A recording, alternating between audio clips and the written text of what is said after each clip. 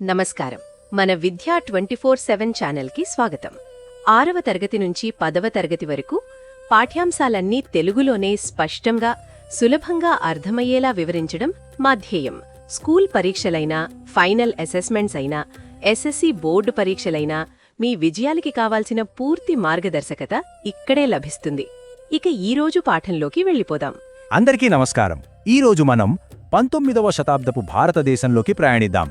అది ఒక అద్భుతమైన సమయం, ఒక మేల్కొల్పు సమయం. సమాజంలో ఎన్నో ఏళ్లుగా పాతుకుపోయిన కొన్ని ఆలోచనల్ని, పద్ధతుల్ని కొందరు ధైర్యంగా ప్రశ్నించడం మొదలుపెట్టారు. మరి ఈ సామాజిక మత సంస్కరణ ఉద్యమాల గురించి, అవి మన దేశాన్ని ఎలా మలిచాయో వివరంగా తెలుసుకుందాం. సరే, మనం ఈరోజు ఏమేం విషయాలు చర్చించుకోబోతున్నామో చూద్దాం. ముందుగా ఆ మార్పుకు దారితీసిన పరిస్థితులేంటో చూస్తాం. ఆ తరువాత మత విశ్వాసాల్లో, మహిళల హక్కుల విషయంలో, అలాగే కుల వ్యవస్థపై ఎలాంటి పోరాటాలు జరిగాయో పరిశీలిస్తాం. మన దక్కన్ ప్రాంతంలో సంస్కర్తలు చేసిన కృషి గురించి తెలుసుకుని ఈ ఉద్యమాల వారసత్వమేంటో చివరగా అర్థం చేసుకుందాం. రైట్, మరి మొదలు పెడదామా? అసలు ఈ మార్పు అనే బీజం ఎలా పడింది? 19వ శతాబ్దంలో మన దేశంలో ఎలాంటి వాతావరణం ఉండేది? ప్రజల్ని సంస్కరణల వైపు అడుగులు వీయమని ప్రేరేపించిన అంశాలేంటి? వాటి గురించి ఇప్పుడు చూద్దాం. ఆ టైంలో మన దేశంలోకి రెండు చాలా భిన్నమైన ఆలోచన ప్రవాహాలు వచ్చాయన్నమాట. ఒక పక్క ఏమో క్రిస్టియన్ మిషనరీస్ వచ్చారు. వాళ్ళు మన సామాజిక పద్ధతుల్ని విమర్శించడమే కాదు, స్కూళ్ళు, హాస్పిటల్స్ కట్టి కొత్త ఐడియాల్ని పరిచయం చేశారు. ఇంకో పక్క ఓరియంటల్ స్కాలర్స్, అంటే పాశ్చాత్య దేశాలకు చెందిన పండితులు మన ప్రాచీన గ్రంథాలను అధ్యయనం చేసి మన సంపద ఎంత గొప్పదో మనకే మళ్ళీ చూపించారు. ఈ రెండు వేర్వేరు ప్రపంచాలు కలిసినప్పుడు మన భారతీయుల్లో ఒక కొత్త ఆలోచన మొదలైంది. మనం మన సమాజాన్ని, మన సాంప్రదాయాల్ని ఒక కొత్త కోణంలో చూడటం మొదలుపెట్టాం. ఉదాహరణకు విలియం జోన్స్, మ్యాక్స్ ముల్లర్ లాంటి వాళ్లు మన సంస్కృత గ్రంథాలను ఇంగ్లీష్లోకి అనువదించారు. దీనివల్ల ఏమైందంటే మన ప్రాచీన జ్ఞానం ప్రపంచానికి తెలిసింది.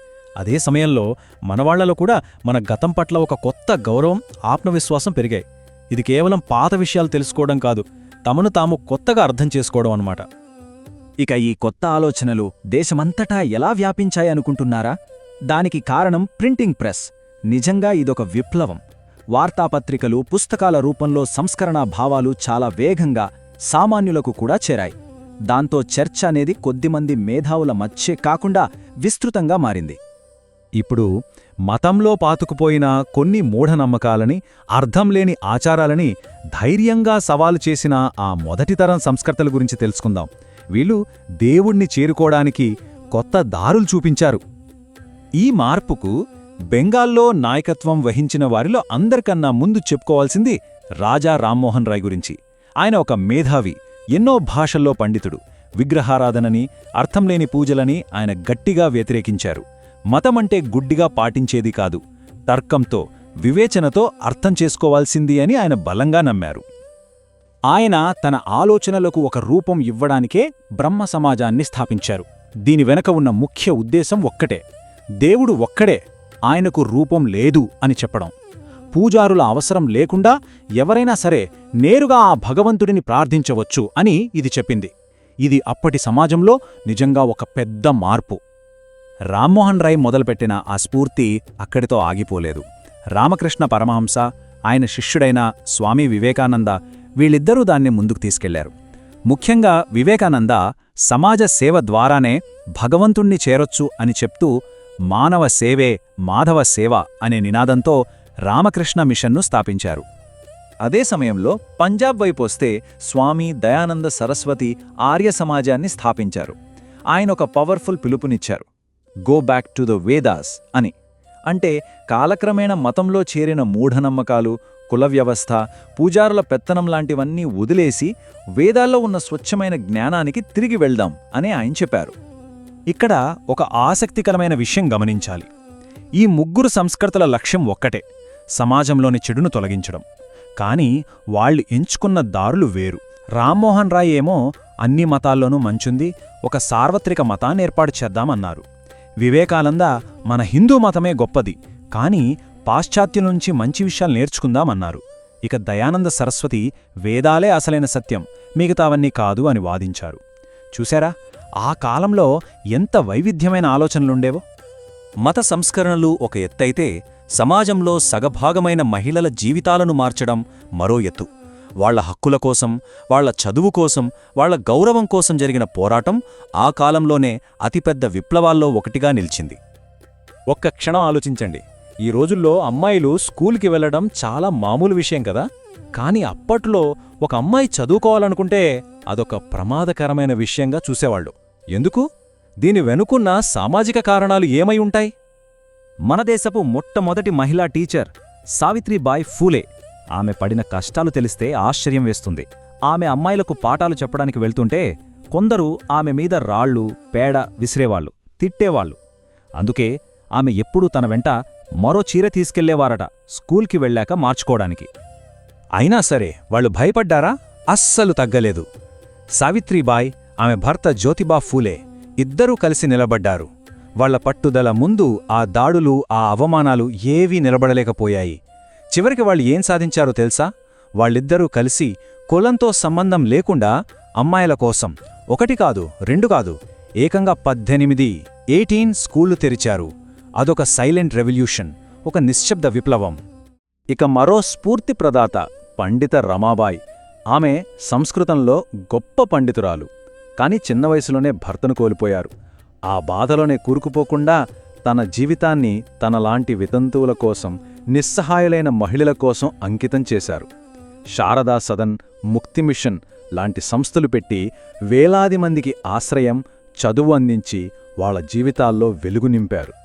ఈ మార్పు కేవలం హిందూ సమాజంలోనే రాలేదు. ముస్లిం సమాజంలో కూడా సర్ సయ్యద్ అహ్మద్ ఖాన్ లాంటి గొప్ప సంస్కర్తలు మహిళల చదువు కోసం గట్టిగా పోరాడారు. పర్దా పద్ధతి వాళ్ల ఎదుగుదలకి అడ్డంకి అని దాన్ని తీసేయాలని ఆయన వాదించారు. సరే, లింగ వివక్షతో పాటు సమాజంలో అంతకంటే లోతుగా వేళ్లూనుకున్న మరో పెద్ద సమస్య ఉంది. అదే కుల వ్యవస్థ. ఇప్పుడు మనం ఈ అమానవీయ వ్యవస్థను కూల్చడానికి జరిగిన శక్తివంతమైన ఉద్యమాల గురించి చూద్దాం. ఈ పోరాటంలో జ్యోతిబా ఫూలేది ఒక ప్రత్యేక స్థానం. ఆయన సత్యశోధక్ సమాజ్ను స్థాపించారు.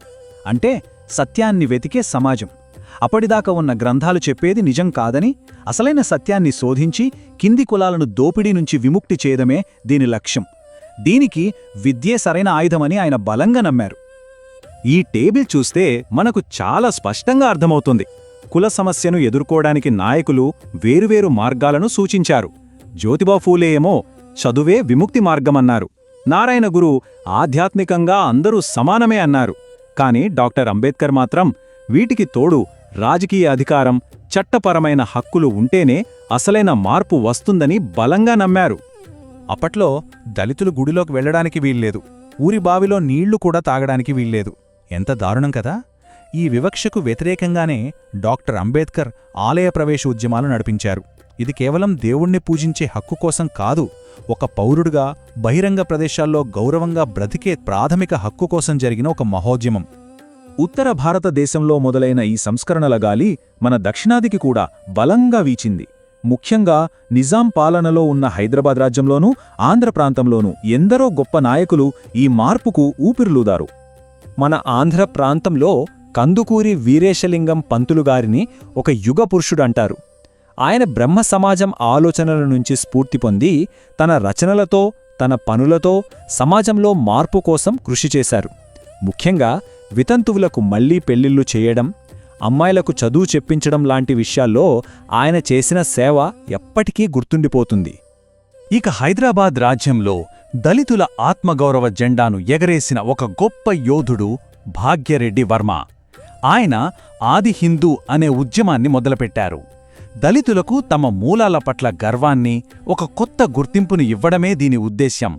అంతేకాదు, సమాజాన్ని పట్టిపీడిస్తున్న జోగిని, దేవదాసి లాంటి దురాచారాలపై ఆయన గట్టిగా పోరాడారు. ఆయన కేవలం మాటలకే పరిమితం కాలేదు. నిజమైన మార్పు చదువుతోనే వస్తుందని నమ్మి దళిత పిల్లల కోసం ఏకంగా 25 స్కూళ్లు స్థాపించారు. ప్రతి బిడ్డకి చదువుకునే హక్కుందని ఆయన ఆచరణలో చూపించారు. ఆయన ఎంత గొప్ప వక్త అంటే, తన సందేశాన్ని ప్రజల్లోకి బలంగా తీసుకువెళ్లడానికి దాదాపు 3348 ప్రసంగాలు చేశారనే అంటారు. ఆయన మాటలు వేలాది మందిలో స్ఫూర్తిని, చైతన్యాన్ని రగిలించాయన్నమాట. ఇంతమంది గొప్పవాళ్ళు, ఇన్ని ఉద్యమాలు, మరి వీటన్నిటి ఫలితమేంటి? ఈ సంస్కర్తలు మనకు మిగిల్చిన వారసత్వం ఏమిటి? అవి ఈనాటి మన సమాజానికి ఏం నేర్పిస్తున్నాయో ఒక్కసారి చూద్దాం. ఒక్క మాటలో చెప్పాలంటే ఈ సంస్కర్తలు వేసిన పునాదుల మీదే మన ఆధునిక భారతదేశం నిలబడి ఉంది. వాళ్లు పోరాడిన సమానత్వం, స్వేచ్ఛ, న్యాయం లాంటి ఆశయాలే మన రాజ్యాంగానికి ప్రాణం పోశాయి. ఈరోజు మనం పౌరులుగా అనుభవిస్తున్న ఎన్నో హక్కుల వెనుక వాళ్ల పోరాటం, త్యాగమున్నాయి. కానీ వాళ్ళు మొదలుపెట్టిన పని ఇంకా పూర్తయిందా? లేదు. ఇది మనందర్నీ ఆలోచింపజేసే ఒక ముఖ్యమైన ప్రశ్న. ఈరోజు మన సమాజంలో మనం ఇంకా ఏ సామాజిక దురాచారాలపై పోరాడాల్సిన అవసరముంది? సరే, ఇప్పటిదాకా మనం నేర్చుకున్న విషయాలను ఒక్కసారి గుర్తు చేసుకుందాం. ఈ కొన్ని ప్రశ్నల ద్వారా మన అవగాహనను పరీక్షించుకుందాం. మొత్తంగా చూస్తే 19వ శతాబ్దం అనేది ఒక మేల్కొల్పు కాలం. రాజా రామ్మోహన్ రాయ్ లాంటి వాళ్లు మతంలోని మూఢనమ్మకాలను ప్రశ్నించారు. సావిత్రిబాయి ఫూలే లాంటి వారు మహిళల హక్కుల కోసం పోరాడారు. ఇక జ్యోతిబా ఫూలే, అంబేడ్కర్, భాగ్యరెడ్డి వర్మ లాంటి నాయకులు కుల వ్యవస్థపై శక్తివంతమైన ఉద్యమాలు నడిపారు. వీరందరి కృషితోనే ఒక ఆధునిక భారతదేశానికి మార్గమేర్పడింది. ఈ పాఠం విన్నందుకు ధన్యవాదాలు. ఈ సంస్కర్తల స్ఫూర్తిని మనం ఎప్పుడూ గుర్తుంచుకోవాలి. ఎప్పుడూ నేర్చుకుంటూ, ప్రశ్నిస్తూ, మన సమాజంలో ఒక మంచి మార్పు కోసం మన వంతు కృషి చేస్తూ ఉండాలి. ఈరోజు చూసిన పాఠం మీకు ఉపయోగపడిందని హృదయపూర్వకంగా ఆశిస్తున్నాను. ఇలాంటి మరిన్ని స్పష్టమైన, సహాయకరమైన, మార్కులు పెంచే పాఠాలు పొందాలంటే మన విద్యా 24/7 ఛానల్ను తప్పకుండా సబ్స్క్రైబ్ చేయండి. ఈ వీడియో నచ్చితే లైక్ చేయండి, మీ ఫ్రెండ్స్కి షేర్ చేయండి. మీ సందేహాలు, సూచనలు, తదుపరి నేర్చుకోవాలనుకున్న విషయాలు కింద కామెంట్స్లో రాయండి. మీ స్పందన మాకెంతో ముఖ్యం.